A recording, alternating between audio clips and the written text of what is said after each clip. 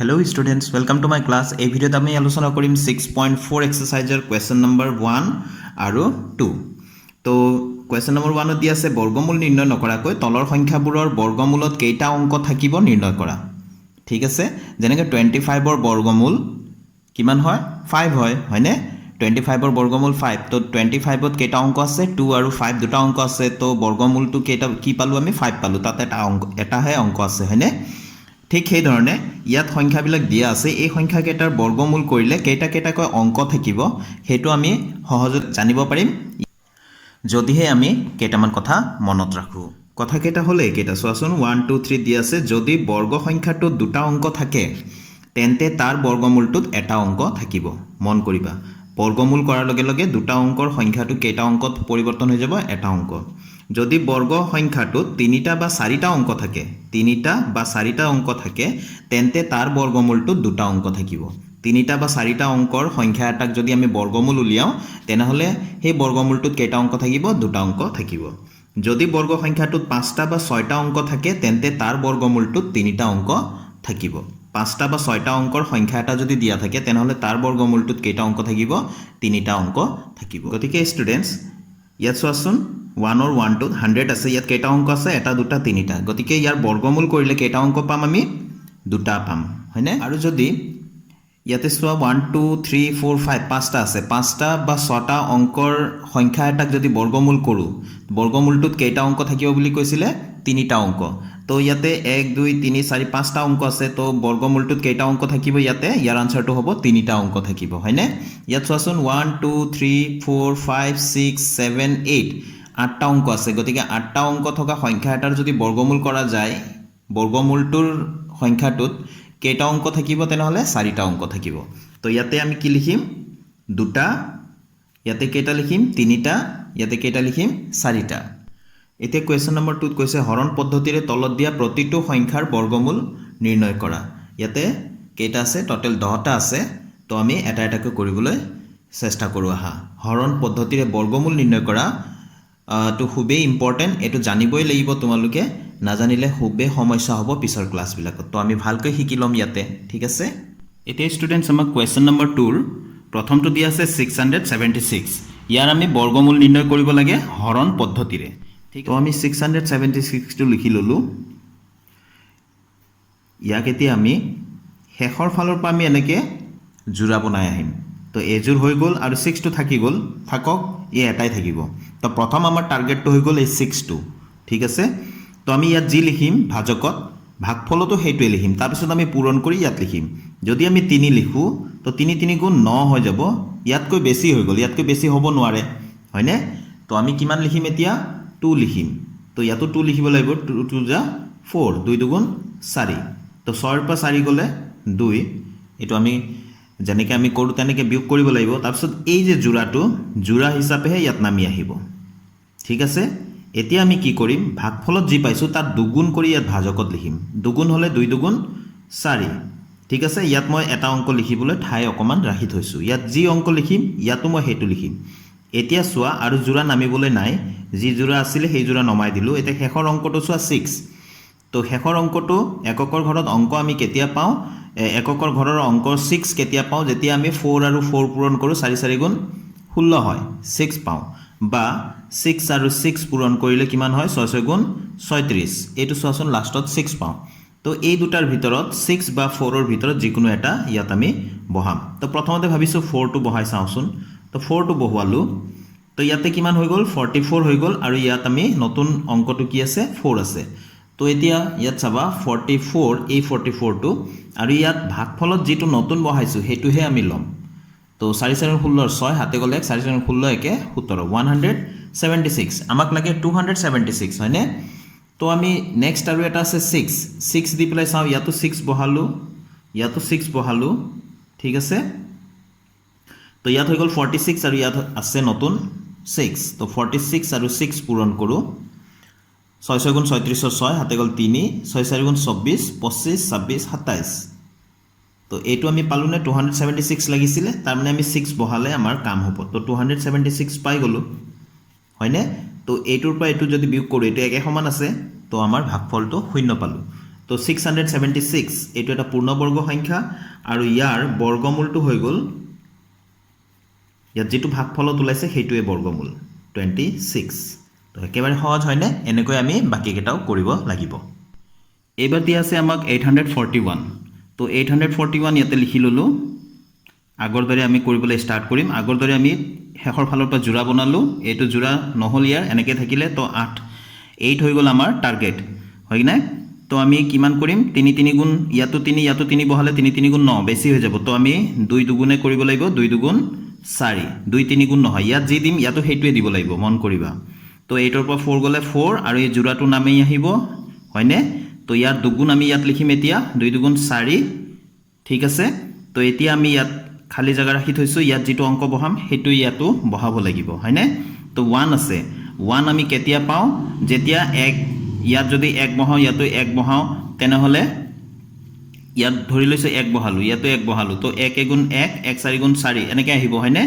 তো 9 বহালেও 9 9 গুণ 81 এইটো লাষ্টৰ অংকটো মন কৰিবা লাষ্টৰ অংকটো কি আছে 1 আছে গতিকে 1 পাম কেতিয়া 9 9 পূৰণ কৰিলে বা 1 1 পূৰণ কৰিলে হয়নে তো এতিয়া আমি ইয়াত কিমান হৈ গ'ল 49 হৈ গ'ল আৰু ইফালে নতুন অংকটো কি আছিল 9 তো 9 9 গুণ 81 1 হাতল গ'ল 8 9 4 গুণ 36 36 আৰু 8 44 তো 441 হৈ গ'ল তো আমাক যি লাগিছিল হেতু সম্পূৰ্ণকৈ পাই গলো হয়নে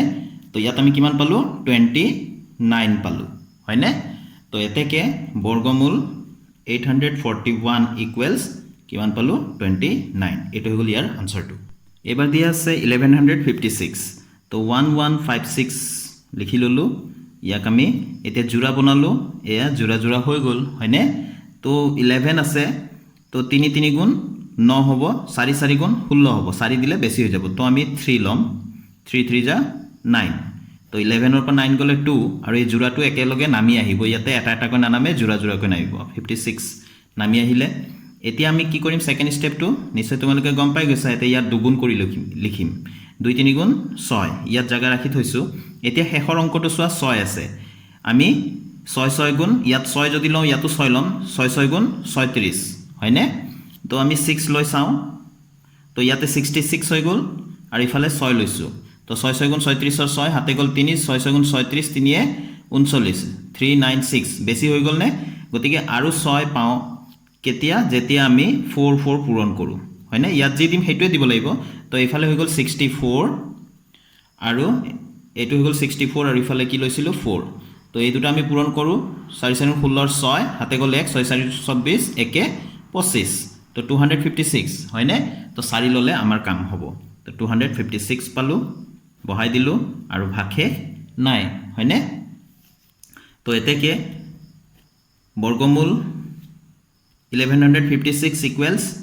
34 পালো এটো হৈ গ'ল আমাৰ আনসাৰটো নিশ্চয় বুজি আছা এতিয়া ষ্টুডেন্টস আমাক 2 নম্বৰৰ 4 দিয়া আছে 2025 তো 2025 আমি লিখি ললো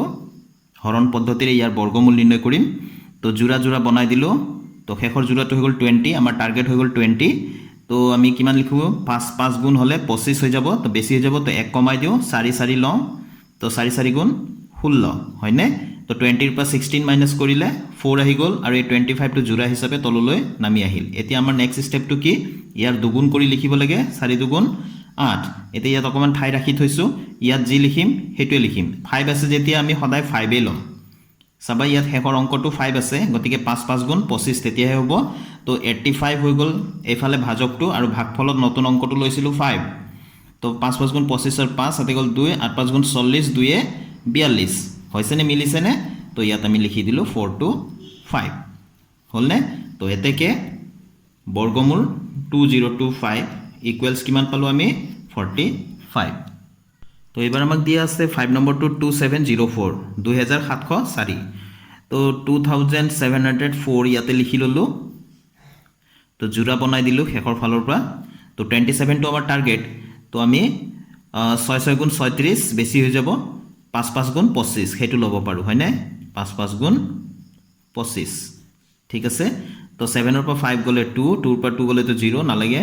তাৰপিছত এই 0 আৰু 4 একেলগে নামি আহিলে এতিয়া আমাৰ নেক্সট স্টেপটো কি হ'ব ইয়াৰ দুগুণ কৰিম 5 দুগুণ 10 হয়নে অকমান ঠাই ৰাখি থৈছো এতিয়া 4 আছে 4 টো আমি কেনেকৈ পাও 2 দুগুণ 4 তো আমি ইয়াতে লম 2 ইয়াতো লইলো 2 2 দুগুণ তেতিয়াহে আমি 4 পাম হয়নে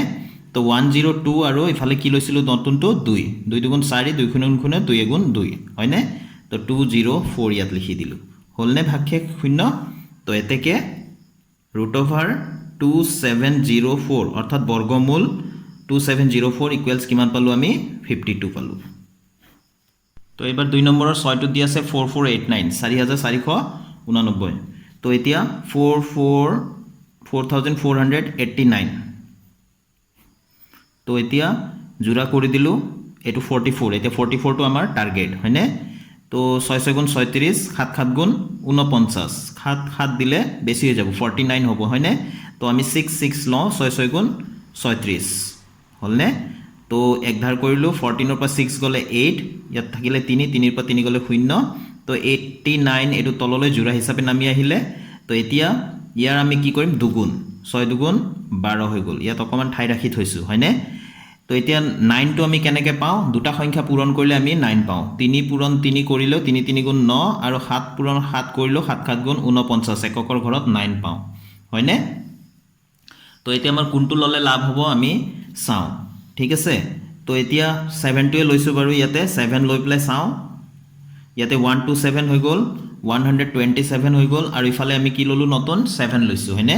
তো আমি পূৰণ কৰি চাও 7 7 গুণ 49 9 হাতে গল 4 7 গুণ 14 4 18 8 হাতে গল 1 হাতে গল 7 একে 8 889 পাইছনে এতিয়া মিলি গৈছে নে তো 889 তোমালোকে 3 ইয়াত লৈ প্লাই চাবা আমি 889 নাপাও ইয়াতকৈ বহুত কম পাম গতিকে আমাৰ 7 টোৱে চলিব আমি পাই গলো আনসাৰটো তো এতেকে বৰ্গমূল 4489 ইকুৱেলস কিমান পালো ভাগফল যেটো আছে হেটো হৈ গল আমাৰ বৰ্গমূলটো এবাৰ আমাক দি আছে 8100 তো 8100 টো লিখি ললো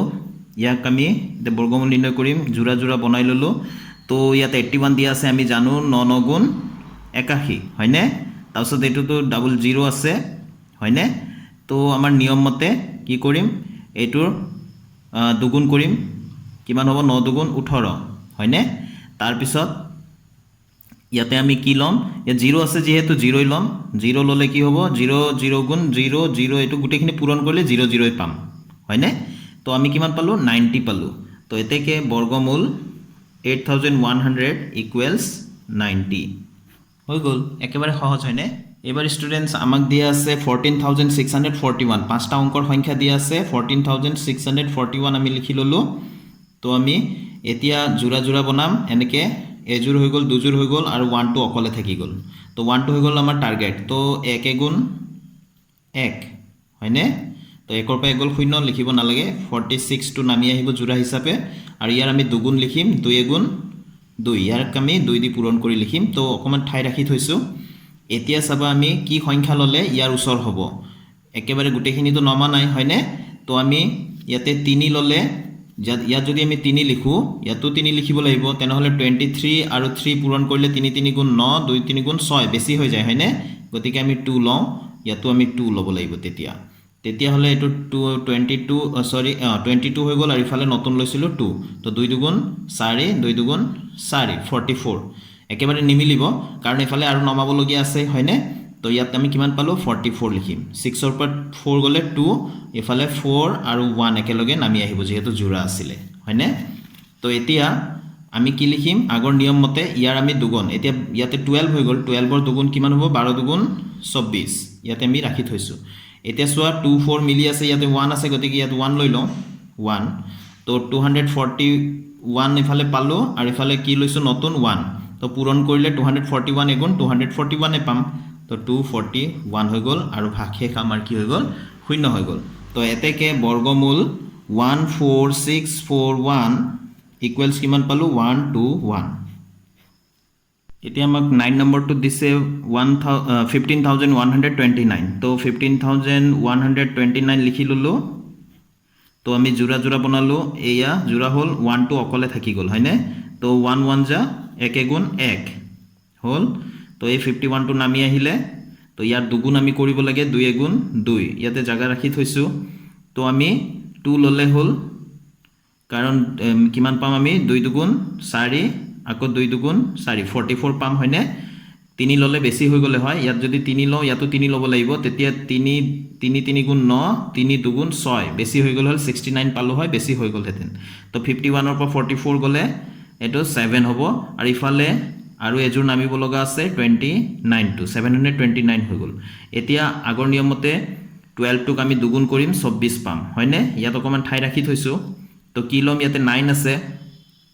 9 থাকিলে আমি 3 3 গুণ 9 হ'ব পাৰে বা 7 7 গুণ 49 হ'ব পাৰে হয়নে তো আমি কি লওঁ ইয়াতে যদি আমি 3 লওঁ ঠিক আছে ইয়াতে 3 ললো ইয়াতো 3 ললো তো 243 আৰু ইফালে 3 লৈছো তো 3 3 গুণ 9 3 4 গুণ 12 2 হাতে গলে 1 3 গুণ 6 একে 7 729 লাগিছিলে আমাক 729 পাই গলো তো আমি 3 ৰে কৰিলে আমাৰ কামটো সাকসেস হৈ গল 729 পালো তো আমাৰ ভাগে নাই তো এতেকে বৰ্গমূল স্কয়াৰ ৰুট অফ 15129 ইকুৱেলস কিমান পাই গলো 123 হয়নে নিশ্চয় বুজি পাইছা এতিয়া আমি ইয়াতে কৰিম আমি 2 ৰ 10 টু দিয়া আছে আমাক 21904 এটো দিয়া আছে গতিকে ইয়াৰ আমি বৰ্গমূল নিৰ্ণয় কৰিম 21904 ঠিক আছে তো আমি জোৰা জোৰা বনালো এয়া তো শেষত থাকি গল 2 তো আমি 2 আছে বুলি ইয়াত 2 ললে ইয়াতো 2 লব লাগিব 2 দুগুণ 4 বেছি হৈ যাব তো আমি 1 2 লব লাগিব 1 গুণ 1 তো 2 পৰা 1 গল 1 তাৰপিছত এইফালে 19 টো নামি আহিব 19 টো তো আমাৰ নিয়ম মতে ইয়াৰ দুগুণ কৰি লিখিম 2 গুণ 2 ইয়াত আমি কি লম আমি ভালকৈ চিন্তা কৰিম এতিয়া যদি 5 লওঁ ইয়াত যদি 5 ললো তো ইয়াতে 25 হৈ গল আৰু ইফালে 5 ললো 25 আৰু 5 ললে 5 5 গুণ 25 ৰ 5 হাতে গল 2 5 গুণ 10 11 12 125 হৈ গল আমাক লাগিছিল 119 ৰ উছৰে পাজৰে বা 119 ৰ সমান হয়নে তো বেছি হৈ গল তাৰ মানে আমি কি ল'ব লাগিব ইয়াত 4 ল'ব লাগিব ইয়াতো 4 কৰি দিম তেতিয়া তো ইফালে হৈ গল 24 আৰু ইয়াত লৈছো 4 তো 4 4 16 6 হাতে গল 1 4 8 কে 9 তো ইয়াতে 96 হ'ব বেছি ল'ব নোৱাৰো অকমান কম হলে আমাৰ চলিব 9 ৰ পৰা 6 গলে 3 11 ৰ পৰা 9 গলে 2 আৰু ইফালে আৰু এজোৰ নামিব লগা আছে 04 টো নামি আহিব হয়নে তো ইফালে 14 আছে 14 দুগুণ আমি পাম 28 তো ইয়াতে লিখি ললো 14 দুগুণ 28 তো ইয়াতে ঠাই ৰাখি থৈছো ইয়াত কি দিম এতিয়া শেষৰ অংকটো চাবা 4 হয় তো 2 দুগুণ ইয়াত 2 লব পাৰো ইয়াতো 2 লব পাৰো যাতে 2 দুগুণ আমি 4 পাও কিন্তু 2 ললে একেবাৰে কম হ'ব আৰু এটা আমি যদি শেষৰ অংকটো 4 আছে তেনেহলে 8 লব পাৰো 8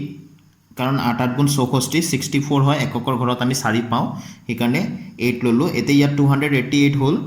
288 আৰু ইয়াত নতুন অংকটো কি পালো 8 পালো হয়নে তো 8 8 গুণ 64 4 হাতে গল 6 8 8 গুণ 64 64 আৰু 6 70 ৰ 0 হাতে গল 7 8 গুণ 16 হাতে 23 সোয়াসুন ইয়াৰ সমানে পালুনে তো 8 লওতে ইফালে 288 হল 8 আৰু 288 পূৰণ হতে আমি কিমান পালো ইয়াত যিমান লাগে 2304 এ পালো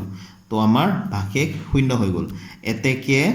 বৰ্গমূল 21904 ৰ কিমান পালো আমি 148 দেখিলানে ইমান সহজ এনেকৈ আমি